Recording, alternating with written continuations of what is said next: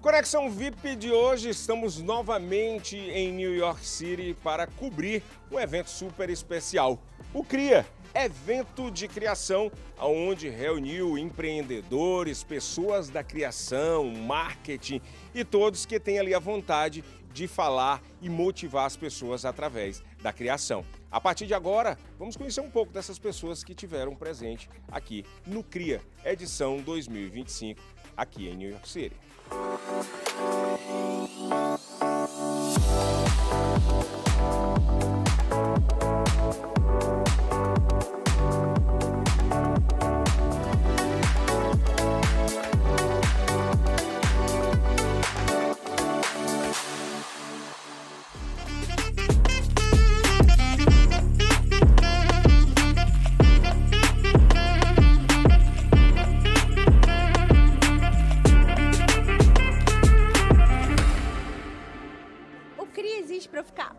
Com os palestrantes. E é exatamente isso que está acontecendo. As pessoas são incríveis, falando absurdamente sobre coisas maravilhosas. A gente já falou de AI, já falou de criatividade, já falou sobre história de superação. Tá muito bom. Foi bem legal, principalmente falar para um público brasileiro. 8 anos aqui, você falar inglês. E você falar do que me fez rodar o mundo, que o que me fez rodar o mundo foi o meu trabalho, foi a criatividade. Quantos países já carimbaram no passaporte, Daniel? Olha, eu morei em 4 países. Eu saí do Brasil sem falar uma palavra em inglês, fui para Londres, fiquei 4 anos, fui transferido para Singapura, voltei do Brasil para ajudar a abrir as operações no Brasil e agora 8 anos aqui em Nova York. Hoje você tem um trabalho junto com a Samsung também, né? Qual é o trabalho específico que você desenvolve nessa área com a Samsung? Hoje eu sou vice-presidente de criação dentro da Razorfish Nova York. Sou responsável pela criação da Samsung, tanto North America como global. Focado no mercado em mídia digital, ativações, social media, e para diversos produtos e para a brand também. E o CRIA, ele é uma oportunidade não somente para falar de trabalho, mas assim, o que o trabalho pode mudar e trazer para a nossa vida, entendeu? Hoje também, vou aproveitar aqui a sua audiência, eu tenho um projeto pessoal que chama Post em Branco, que é um projeto sobre ansiedade. Estou com mais de 50 mil seguidores no Instagram, em português, todo em português. Então, assim, o meu trabalho, eu uso a criatividade também para meus projetos pessoais. Então, eu acho que é fazer isso que me faz feliz hoje.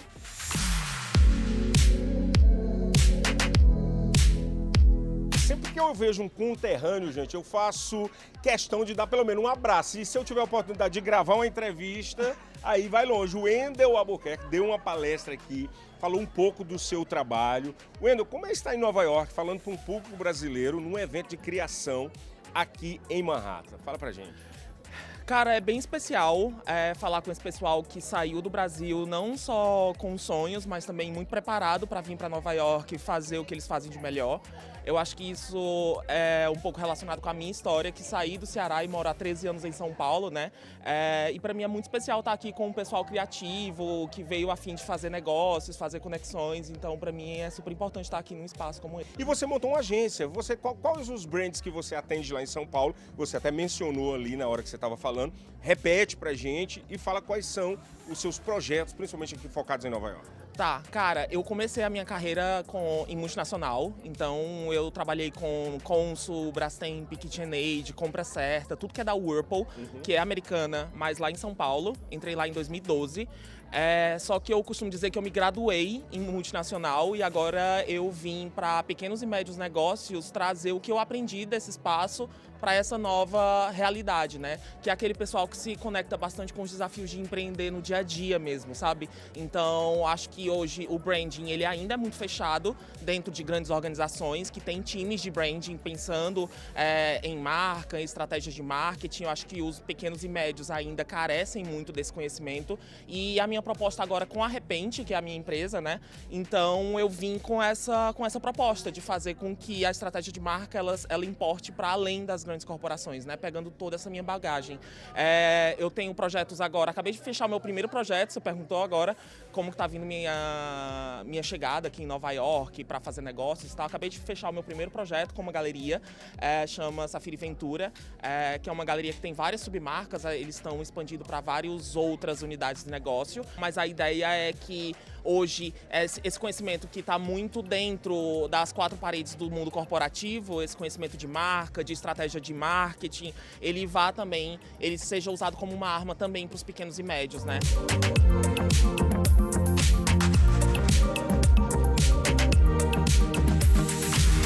O Conexão VIP agora bate um papo aqui com Juliana Rigo, que inclusive, falar em bater papo, ela bate papo em inglês andando por Nova York e Manhattan, e ela vai explicar isso pra gente. Como é esse projeto? Fala pra gente. Bom, esse projeto começou pela necessidade dos brasileiros aqui em Nova York de se expressar em inglês.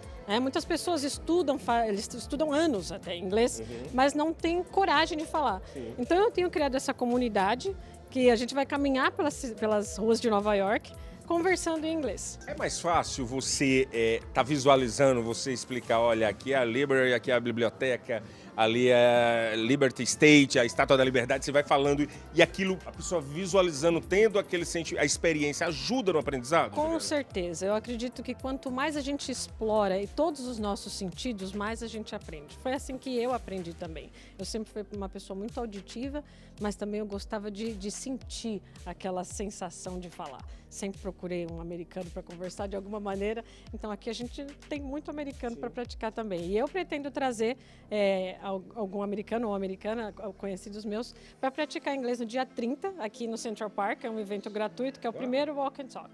Bom, eu acredito que todo mundo aqui já ouviu alguém falar, ou você mesmo até disse, eu não consigo falar inglês, eu entendo um pouquinho, mas não consigo falar. Foi ouvindo brasileiros ao longo desses anos que eu criei o Walk and Talk, justamente andando pela cidade de Nova York, praticando inglês real. O Ricardo Rosa, o homem que trouxe para os Estados Unidos um dos principais aperitivos dos brasileiros, que é a coxinha. Segundo o que dizem por aí, é verdade. Mas não é só coxinha não, né, Ricardo? É uma diversidade de produtos. A gente fala coxinha porque é o que vem logo na nossa cabeça, né? Na verdade, a nossa empresa é especializada em Brazilian Street Food, né? Então a gente tem o famoso pastel, tem a coxinha, tem os croquetes. A gente tenta trazer o que é mais autêntico da comida de rua brasileira para as ruas de Nova York. Nós nunca havíamos trabalhado com alimentação no Brasil, mas eu acho que quando você vem para os Estados Unidos, você tem que estar disposto a, fazer o que é necessário. E essa foi uma oportunidade que surgiu na hora ali, a gente viu o sucesso que fez com os americanos, tinham muitos americanos na festa, e a gente falou, por que não? O Rodolfo Sanches, ele contou uma história incrível ali, como conheceu a Beyoncé, estava lá fotografando e de repente aparece aquela diva, cara, é tudo aquilo mesmo, foi um susto, foi um baque. Foi uma emoção sem limites, né, gente? Eu que amo música pop e cresci ouvindo música pop, cresci vendo Beyoncé na televisão, em videoclipe. É uma energia, assim, né? Foi um dos momentos mais marcantes da minha carreira e eu nunca vou me esquecer. E ela é maravilhosa, ela foi incrível com todo mundo, a família toda tava lá. Fotografei ela, a filha dela, o marido dela, a mãe dela, tava todo mundo. Em 2023 eu assisti a Beyoncé na sua turnê mundial e em 2024 eu tava fotografando ela no tapete vermelho de Mufasa, The Lion King. Esse vídeo é pra te falar que todos os seus sonhos um dia vão se tornar realidade. Beyoncé, Beyoncé, over here, Brazil loves you! E aí a gente conseguiu fazer umas fotos incríveis dela e ela tratou a gente, todo mundo que tava ali muito bem. E depois a gente também conseguiu pegar foto, um vídeo dela com a Isa e algumas fotos também. Mas eu lembro que depois que esse trabalho acabou e eu soltei as mídias pro Brasil, gente, no meu Instagram instantaneamente tinha 2 milhões de pessoas. Como é trabalhar tendo ali as suas lentes apontadas para pessoas mega famosas? Eu acho que isso é só... É o trabalho da gente que me levou até ali. Hoje eu trabalho com essas pessoas, é muito legal. Mas eu também amo fotografar pessoas que não são famosas. Eu comecei sem fotografar gente famosa, né? Então, o meu trabalho ele começou a crescer e aí essas pessoas começaram a me conectar com elas. Mas eu gosto de fotografar gente, não importa se é famoso ou não. Eu gosto de ter a pessoa como minha arte e é isso o mais importante pra mim. E hoje, como é que tá aqui os trabalhos aqui em Nova York? Quem é os que estão hoje na mira do Rodolfo, hoje, assim, fotografando, ou os próximos eventos que vão acontecer? Cara, é sempre uma surpresa. Sempre aparece, gente, sempre de última hora, um mês antes. Mas eu tenho vários sonhos e eu espero que esse ano saia a minha capa fashion. É a única coisa que eu quero esse ano. É um dos meus maiores goals, é fazer essa capa fashion. É o seu desejo 2025. Eu já fiz capas, mas a capa fashion ainda não saiu e eu tô esperando ela sair. O que é que você diria para as pessoas que têm aí precisam de um insight, precisam de um insertzinho para criar? Qual seria a dica do Rodolfo para os que precisam criar, precisam sair dessa bolha, às vezes que está ali meio trancada, e você dá uma dica para ela? Que o fundo do poço, gente, ele serve para a gente colocar nosso pé e pular. Então, quando tudo estiver dando errado, quando você estiver assim, sufocado, achando que não vai dar mais, é porque tá muito perto de dar certo, então não desistam.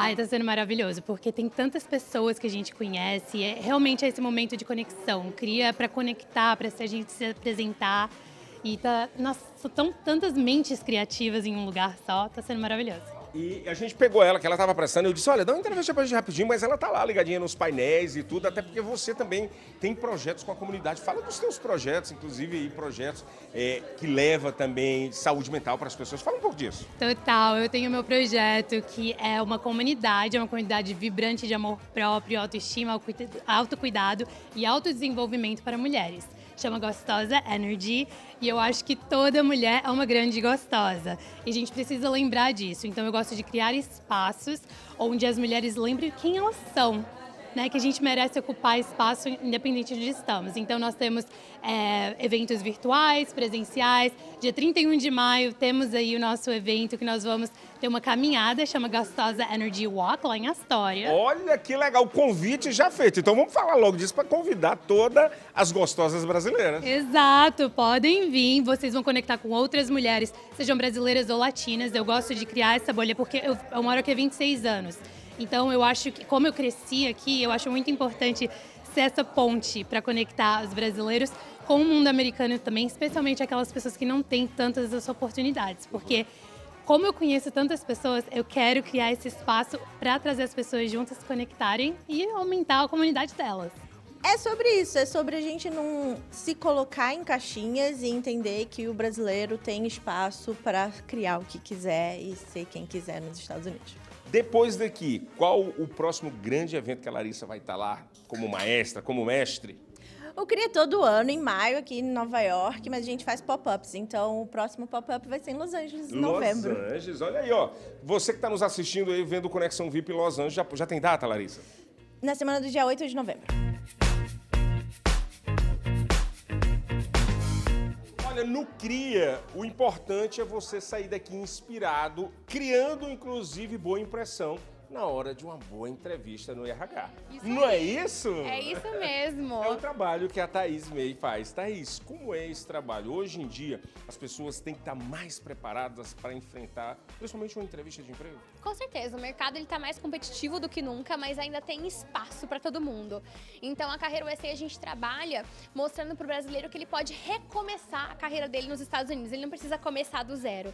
Então, com a bagagem que ele tem acadêmica, com a experiência, a gente monta uma estratégia bacana e aí ele vai para o mercado, mas precisa estar preparado por conta da competitividade que está mais alta do que nunca. E até porque é diferente, o Brasil com os Estados Unidos. Às vezes você está preparado lá para o Brasil, mas não sabe como funciona um setor de RH de uma empresa norte-americana, por exemplo, não é isso? O processo seletivo é completamente diferente, o brasileiro com o americano. Vou dar aqui um exemplo para vocês. No currículo americano não vai data de nascimento, não vai idade, não vai endereço completo, não vai o seu estado civil. Então o brasileiro chega, primeiro... Não vai CPF. Não vai nada disso. A gente bota CPF, bota tudo, bota né? tudo. E aí imagina isso pro americano, ele vai olhar o seu currículo e falar, mas por que ele tá me dando esse monte de informação? Ele nem sabe o que fazer com esse monte de informação. Mas ele já percebe que você não sabe a cultura daqui. Então já tem um problema. Ele já sente que você não é daqui, que já tem alguma coisa diferente. Já pode ser, inclusive, uma barreira na hora da contratação. E você preparando essa pessoa, a pessoa já estando preparada, chegando, já causa, inclusive, a chamada boa impressão, aquela que você abre a porta e chega e vê a pessoa, não é isso? Com certeza. Quer ver um outro detalhe pequeno, mas que faz diferença? Colocar um +1 na frente do telefone. O brasileiro recente chega e coloca +1. Isso pode ser pego no filtro. E pode mostrar pro recrutador que você não sabe das coisas aqui, então ele pode ficar inseguro com o restante do que você vai fazer. E outra coisa que eu queria apontar, se você me permite, é que a gente negocia salário de mulher gratuitamente em todos os Estados Unidos, no nosso trabalho social. Eu senti preconceito. Por que só de mulher? Porque a mulher é mais insegura, entendeu? Então a gente precisa ajudar esse pessoal. O homem diz, vai lá, me ajuda a fechar um bom salário, uma hora boa. Eu ajudo também, mas me pagando. Claro. Aí a mulher é grátis. A mulher é gratuito. É nosso trabalho social para todas as mulheres. Mas isso é importante, isso é claro. Muito importante. E para todos os Estados Unidos, não precisa ter sido nosso cliente, não precisa ter feito algum serviço com a gente, é só ter recebido uma oferta aqui nos Estados Unidos.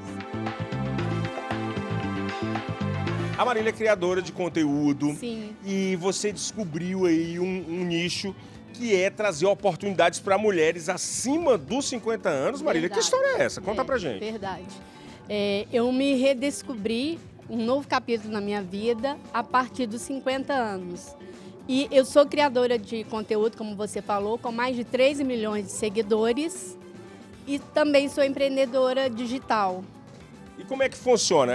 Quais são as dicas, quais são as oportunidades que você cria, criando os seus conteúdos e levando até os seus seguidores? Olha, o negócio é o seguinte, eu peguei o meu celular e criei vídeos com histórias verdadeiras, e eu me conectei muito com uma comunidade de mulheres acima de 50 que realmente estão preparadas para se reinventar. E foi o que eu fiz. Eu mostro para ela o caminho, porque a maturidade também ela é muito importante nesse meio digital. Muitas pessoas não acreditam, não sabem como começar. Então, eu estou dando caminho, inspirações e oportunidades para as pessoas fazerem o mesmo que eu fiz. Ficar em silêncio também é uma escolha. Mas e se for a hora de falar? Durante anos, aprendemos a agradar, a esperar o momento certo, a não incomodar. Mas hoje, talvez o silêncio pese mais do que a coragem. E se for a hora de dizer o que pensa? Mesmo que a voz saia trêmula, você não precisa ser dura, só precisa ser fiel a si mesma. Estou aqui com a Mariana Tamiosi, que preparou uma mesa aqui atrás com delícias veganas. Conta um pouco pra gente sobre isso. Eu só trabalho com comida vegana, sou chefe vegana faz 11 anos e tudo que eu faço é vegano, faço salgados, doces, todas as nossas comidas tradicionais podem ser transformadas em veganas. A gente sabe que a pessoa, quando ela faz a opção de se tornar vegana e se for um local que não oferece esses produtos, a pessoa fica com a vida um pouco difícil. Aqui em Nova York não tem essa dificuldade, né, Mariana? Na verdade, em Nova York, todo mundo acha que é super vegan friendly, mas não é. Mas, assim, o problema de Nova York é que tem as mesmas coisas nos lugares, sabe? Então, tem muito lugar com opção vegana, mas são sempre as mesmas opções. E aí, por isso que eu resolvi trazer essa coisa de, tipo assim, uma comida mais brasileira, sabe? Fazer outros tipos de culinária que não tem tão acessível em Nova York para os veganos também. Conexão VIP agora bate um papo com Dione Lopes, fotógrafa, que está com exposição lindíssima. Inclusive, nós mostramos no dia da celebração do Dia da Mãe, lá no Mantena, mas a exposição já se moveu e foi para o City Hall de Newark. Conta pra gente como é que está essa exposição. Como é que está a repercussão, Dione? Olha, Madeu, tá indo além das minhas expectativas, porque quando a gente pensou em fazer o projeto, a gente pensou, né, em levar ali para o Mantena, que a gente teve toda a colaboração da Solange, juntamente com a Gislene do 1% e da Nel, que é do Epic. E depois que aconteceu o projeto ali, muitas outras pessoas tiveram interesse, né, e procuraram a gente, e daí foi só saindo para outros lugares. A gente teve a exposição na Galeria Safira e Ventura, que é aqui de Nova York. Depois tivemos na Biblioteca Pública de Nova York, mas é a Biblioteca Brasileira. E agora está lá no City Hall. Olha, como foi aquele olhar retratando a mãe? São crianças com síndrome de Down. Olha, esse projeto, essa edição foi justamente para homenagear essas mães atípicas, né, das crianças com síndrome de Down. A gente está pensando em fazer outros, né, mais à frente, que são outras edições, provavelmente vamos trabalhar com idosos, moradores de rua, porque esse projeto Foto Afetiva, ele é justamente para registrar esses momentos assim que às vezes as pessoas nem percebem, né, nem se tocam. Então eu acho importante isso, a gente trazer essa arte, é uma arte, né, para a fotografia. Eu acho que é uma responsabilidade, primeiro, né? Eu agradeço pela oportunidade. Eu acho que é um espaço de aprendizado, além de tudo. Eu venho de comunicação e marketing já faz bastante tempo e eu estar com colegas do mercado foi uma coisa revitalizante. E eu acho que tem muito aprendizado sobre o mercado atualmente, que está um pouquinho diferente com essa história da intervenção de AI e tal. A gente falou muito disso. No meu painel foi basicamente isso, processos criativos, a criatividade dentro das empresas, das corporações, como é ter brasileiros nas equipes, nos times globais, que eu acho que tem todo o diferencial. Todas as empresas hoje de comunicação, agências, elas contratam brasileiros. Os brasileiros fazem um diferencial, tem um diferencial muito importante do comportamento, mas do ponto de vista também de flexibilidade, de ter ideias genuínas, originais e conseguir trafegar aí por regras, né, e conseguir criar novos caminhos. Érica, você falou um ponto interessante que hoje é a IA. Eu sou ainda da turma do old school e vejo Offline. gente... É offline, gosto de escrever os textos, mas a gente já vê hoje aí o ChatGPT, tudo chega... Veio para somar ou é perigoso se não souber ser usado?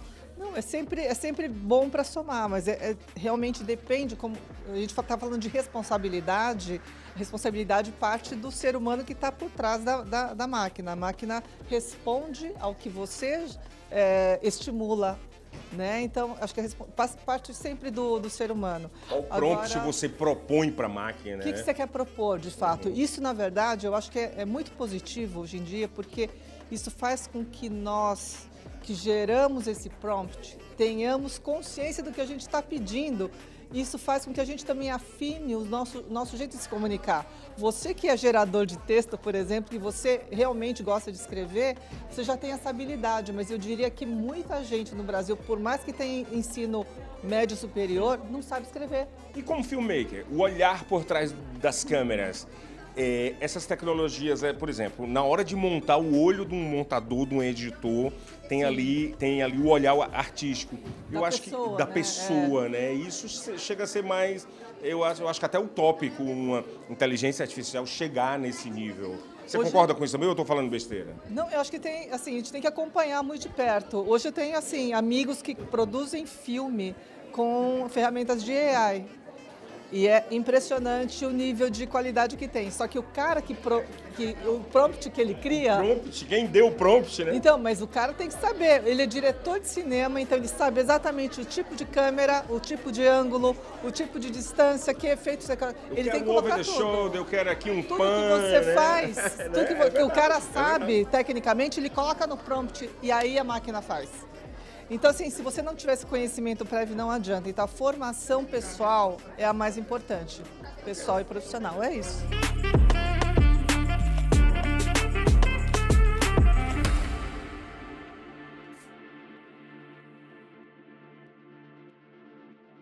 Um evento como esse, como CRIA, não poderia faltar a oportunidade de uma advogada de imigração. Falando em imigração, o negócio está meio difícil, não tá, Flávia? Ah, Amadeu, eu sou otimista, eu sou corintiana, certo? Eu acredito, eu sou positiva, poliana. Então, sim, enquanto o momento está difícil, eu acho que a gente tem ainda sistemas, leis, regras. Então, a minha mensagem foi positiva. Uma advogada que fala português, ela entende melhor a necessidade, por exemplo, do imigrante que está chegando, que está tentando buscar a documentação para ficar documentado no país. Como é que funciona esse seu approach com a comunidade? Você procura entender o caso dele para começar um processo? Como é que funciona? Não só entender, mas também já passei por isso. Já fui pessoa indocumentada nos Estados Unidos. Então, eu tenho, acho que parte do nosso sucesso, parte do nosso crescimento como negócio, como escritório de advocacia, foi o fato de a gente ter empatia, de entender de onde onde a pessoa está vindo do sentido emocional, jurídico, então é uma coisa mais holística.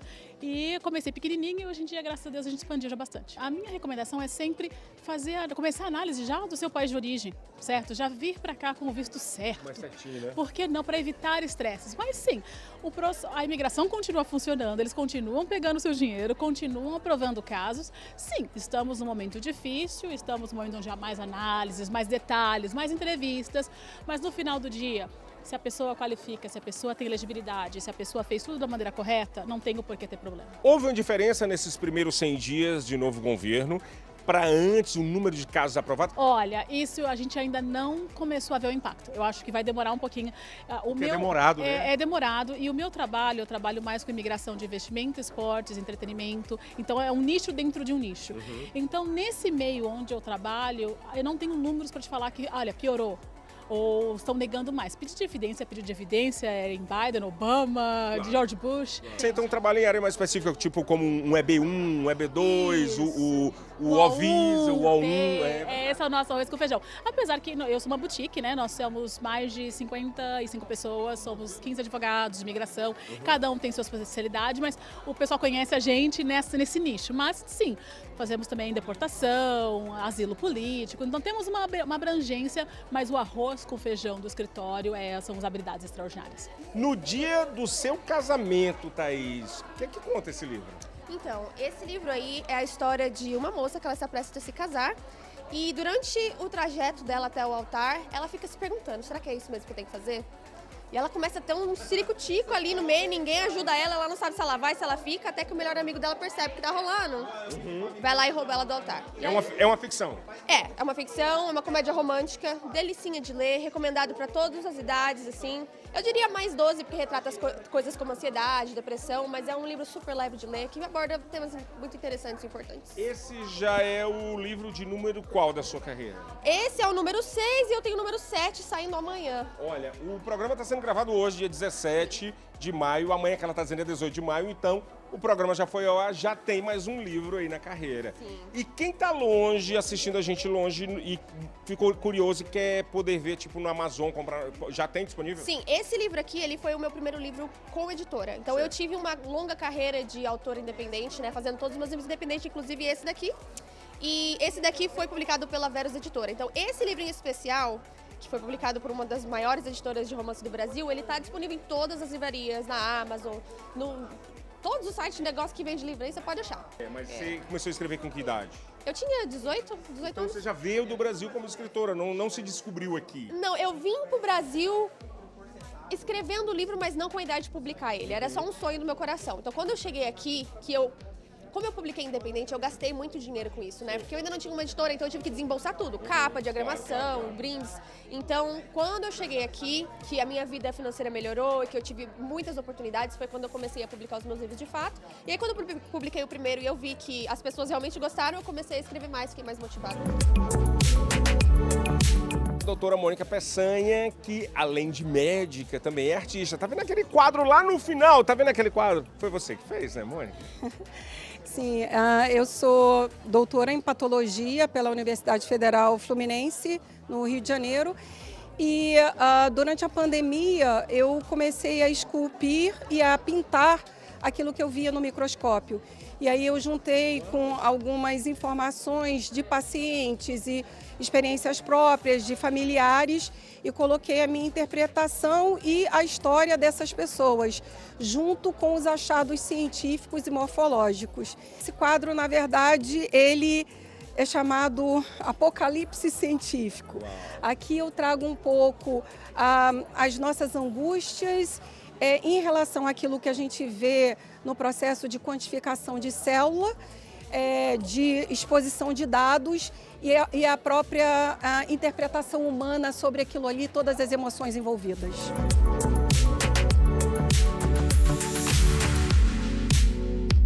E esta foi a edição do CRIA 2025 aqui em Nova York, que aconteceu no sábado, dia 17 de maio. O Conexão VIP veio, mostrou tudo para vocês, mas a gente aguarda vocês já no próximo programa, onde nós temos um encontro marcado aqui na Seaba Brazilian Television, SPT TV e também SIC Internacional.